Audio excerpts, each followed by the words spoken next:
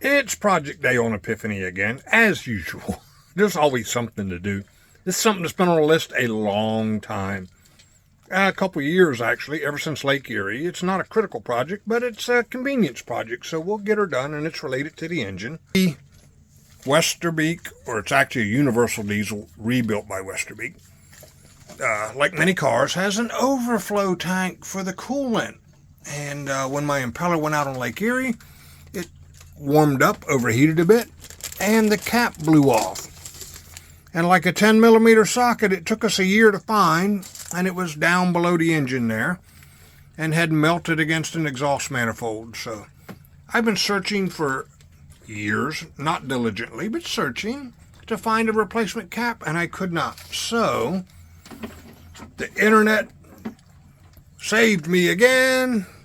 I bought a new overflow tank. It's a little bit bigger than the other one, but we're going to trade them out. It's got a cap, and it also has a vent, which this one does not have. So the tank tends to build pressure and blow the cap off. This one has a vent hose at the top, so it won't do that because it fills from the bottom like it should. So let's work on changing this out. We've been using a plastic bag as a cap with a rubber band, and it worked. But over time, you can see the rubber bands melt, it gets all gummy, and you know, it's just not right. Let's fix it right and get her done with. And of course, nothing fits when you replace it like the original did. The original was screwed right to this board, but this tank being larger would interfere with the engine a little bit. So we're going to mount it a little higher, but now there's a gap because of this board. So we're going to drill and use screws from the other side with washers as spacers to fill this gap here and make it nice and sturdy, and lock nuts so they don't vibrate loose. So let's see if we can get a hole drilled. And of course, the drill bit don't want to fit smoothly, so let's get a smaller drill bit and try it.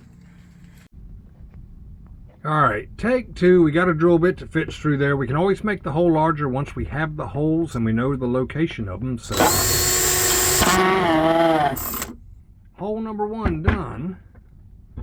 Let's make sure the tank is where we want it. And it's a little tricky here to get in here for hole number two, but I think it's going to be right about there. So I got a mark, and I can move the tank out of the way and drill that hole and try not to damage this hose. Boom. Now let's enlarge those holes and bolt her up. And of course, boats really don't have floors, they have bilges. So part of every project